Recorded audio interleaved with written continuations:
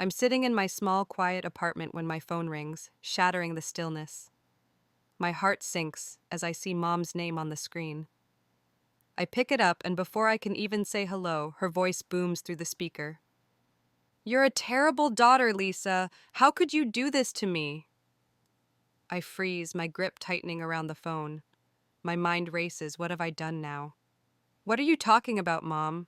I ask, my voice shaky. "You know exactly what I mean," she snaps. "After everything I've sacrificed for you, you couldn't even get me a first-class ticket for this trip. What kind of daughter treats her mother like this?" Her words hit me like a punch. I lean against the kitchen counter for support, trying to steady myself. "Mom, I paid for the whole trip," I say, forcing my voice to stay calm. "The flights, the hotel, the guided tours, everything. Do you know how much time and money I put into making this perfect for you?" She scoffs, dismissing me with a sharp tone. "And yet you couldn't do this one tiny thing to make it special. Honestly, Lisa, I don't know what's wrong with you. Your sister Emily would have done it without hesitation." My name is Lisa, and for as long as I can remember, I've felt like I'm never good enough for my mom. Growing up, I was the responsible one, the kid who got straight A's, worked hard, and built a solid career in graphic design. I saved every penny I could, always planning for the future. Meanwhile, my sister Emily was the favorite, the one everyone adored. She's sweet and charming, and somehow she could do no wrong in Mom's eyes. This trip to Italy wasn't just a vacation. It was my chance to show Mom I care, to mend the distance between us. I thought it might prove I'm not the cold, ungrateful person she often makes me out to be. I spent years saving for it, skipping my own getaways, cutting back on dinners out, working overtime just to afford the flights, a fancy hotel in Rome, private tours of historical sites, and tickets to an opera she'd always wanted to see. I planned every detail with care. But now, none of that seems to matter. All she can focus on is that her seat isn't in first class. "Mom," I say, trying to keep my composure, "I thought you'd love this itinerary. It's an incredible trip. You'll have the time of your life." Her response is icy. "Not in economy, I won't." Her words sting, but I bite my tongue. I refuse to let her see how much it hurts. "Well, I hope you enjoy it anyway," I manage to say before hanging up, afraid I might snap if I keep talking. Later that day, I drive her to the airport.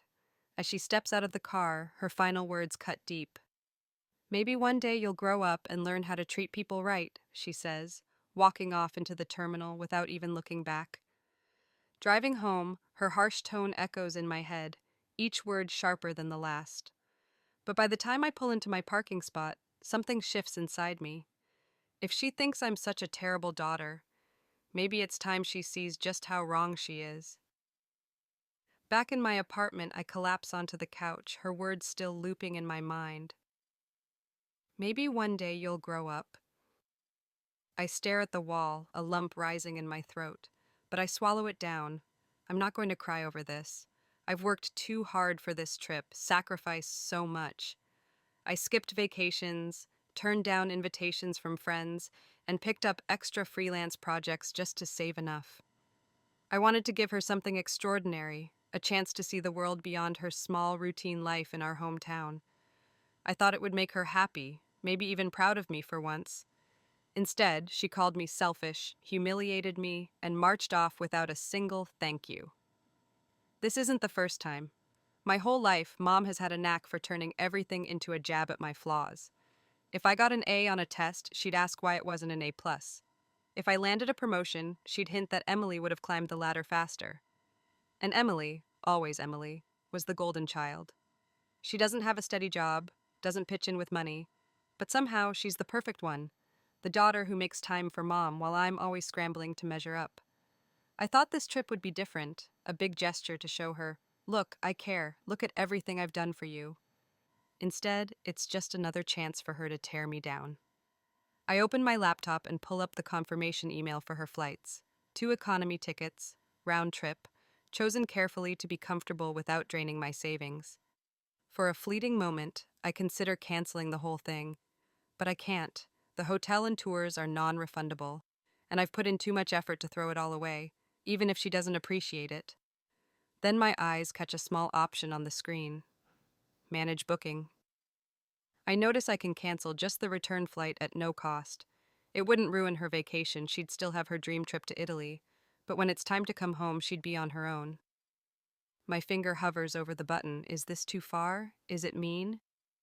Then I hear her voice again in my head. You're selfish. You're a terrible daughter. The doubt vanishes. With one click, the screen updates and a confirmation email pings into my inbox. The return flight is canceled. For the first time in a long time, I feel a spark of control. The next few days pass quickly, but I can't escape reminders of the trip I poured my heart into planning. Mom doesn't call after she lands in Rome. I'm not surprised. Instead, she floods her social media with posts about her unforgettable Italian adventure. The first photo shows her grinning outside the airport, captioning it, "Dreams coming true," and tagging everyone she knows. I roll my eyes and set my phone down. Day after day, she shares more. Snaps of the luxurious hotel, stunning views of ancient ruins, plates of pasta and gelato she's clearly staged for the perfect shot. Her captions are full of fake gratitude, but I see through it. She doesn't mention me after that first post, but the smugness in her updates is obvious. Part of me wants to call her out, to expose how she's praising the trip online while she insulted me in private. But I hold back. I stay silent, letting her bask in her moment, because I know what's coming.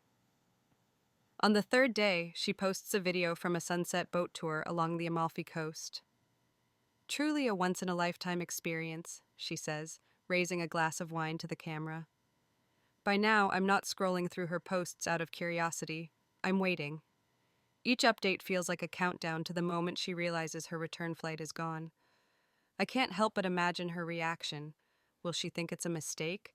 Will she yell at the airline staff or try to guilt me into fixing it? Either way, it's not my problem anymore.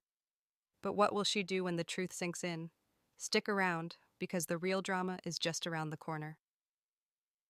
The night before her supposed return, my phone pings with a text from Emily. Mom's been messaging me nonstop about how amazing the trip is. She said you planned it all. I stare at the screen, unsure if I should reply. Emily doesn't know about the canceled flight or the years of hurt that led to this moment. To her, everything seems fine.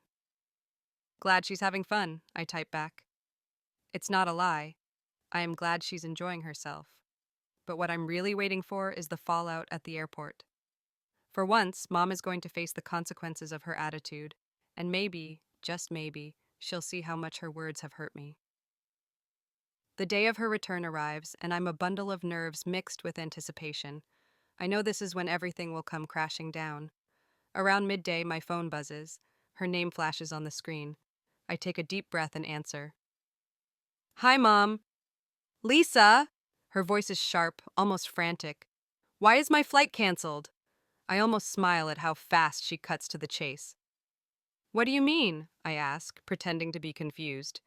You know exactly what I mean, she snaps.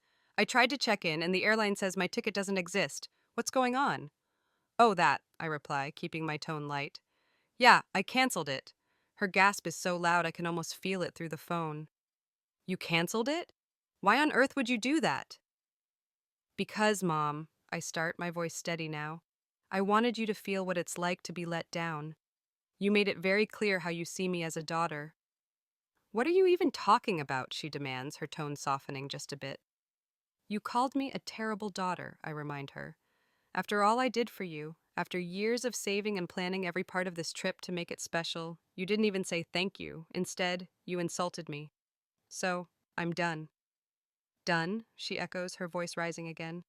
What does that mean? You're just going to leave me stuck here? You're not stuck, I say plainly. You have options.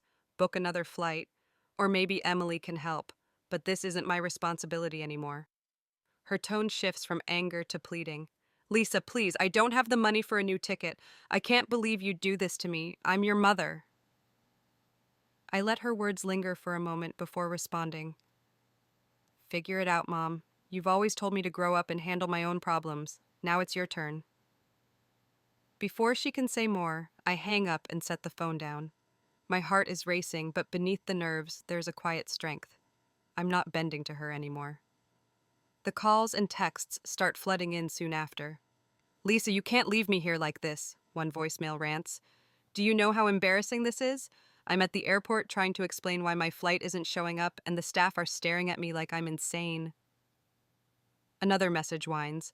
How could you do this to your own mother? What will people think if they hear you abandoned me in Italy? I read each text and listened to every message, but I don't budge. Her words don't carry the same power they once did. They feel like desperate attempts to pull me back under her control, but I'm not falling for it.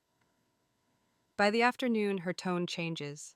The calls slow down and her texts turn into pleas. Lisa, I'm sorry for what I said. I didn't mean it. Please, just help me get home. Do you want me to beg? Fine, I'm begging. I can't afford a ticket and I don't know what to do.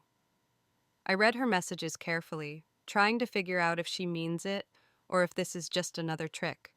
After years of her emotional games, I've learned not to trust her apologies at face value. A tiny part of me feels guilty. She's my mom, after all. She raised me, supported me in her own messy way. Does she deserve this? But then I remember her words at the airport. Maybe one day you'll grow up. The guilt fades. By evening, her desperation peaks. Lisa, I'm sleeping on a bench at the airport. I have no way home. I can't stay here. Please, I'm begging you.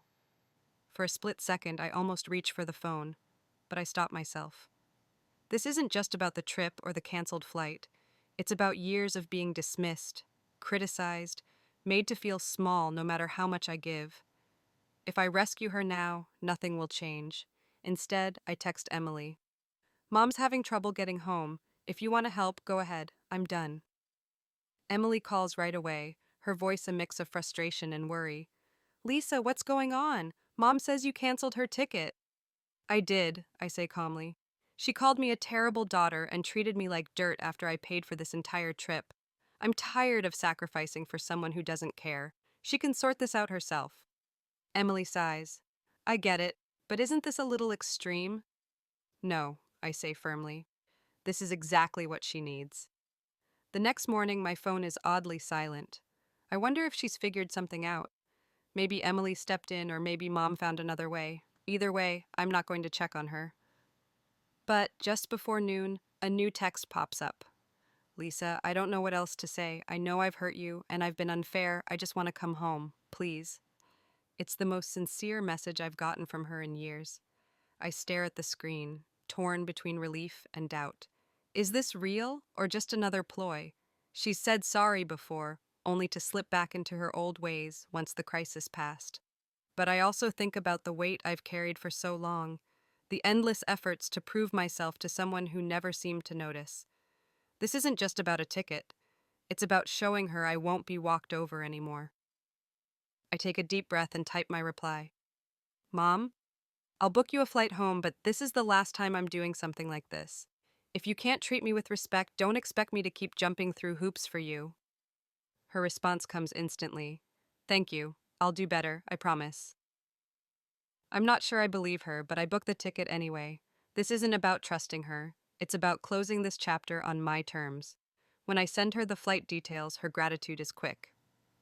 Thank you so much, Lisa. I mean it. I feel a small flicker of satisfaction. For once, I've stood my ground and set a boundary I should have drawn years ago.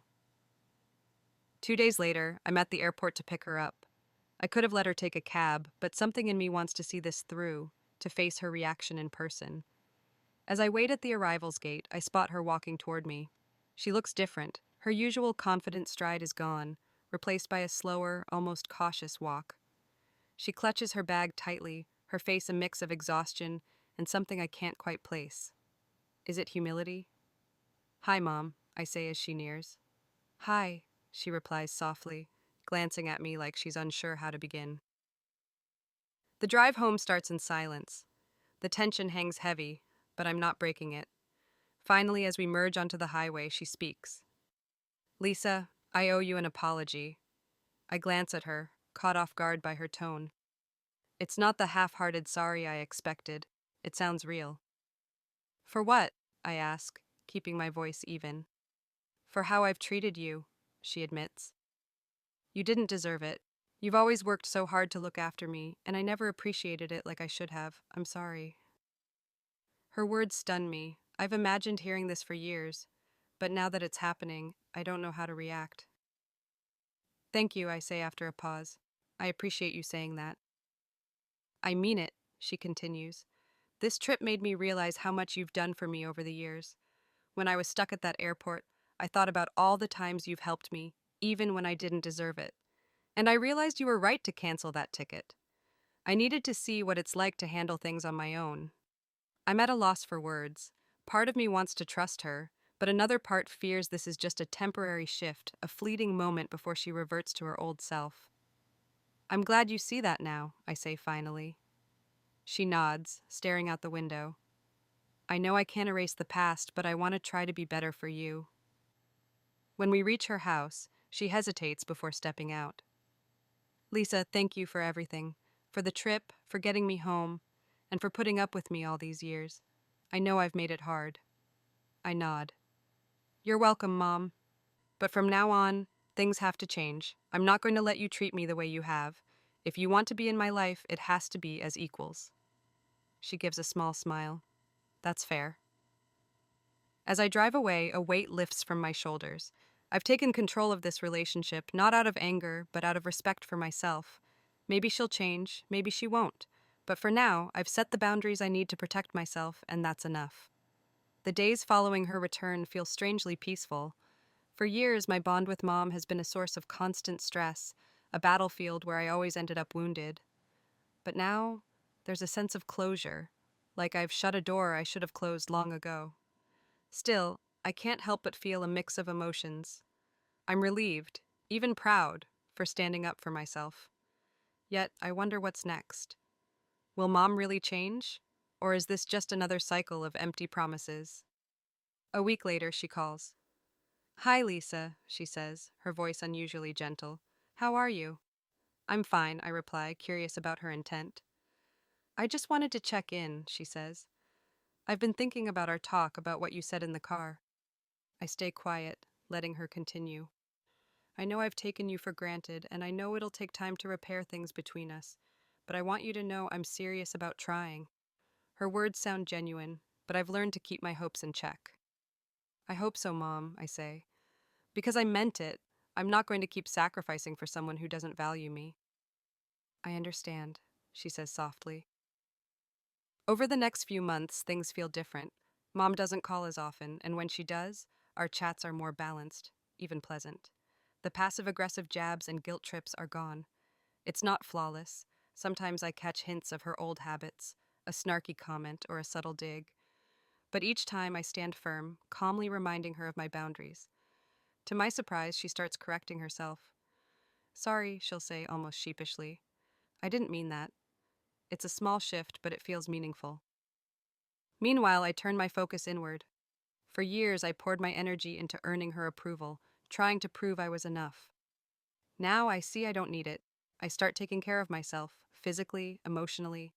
I reconnect with friends I've ignored, pick up hobbies I've neglected, and even plan a solo trip, one that's just for me, not to please anyone else.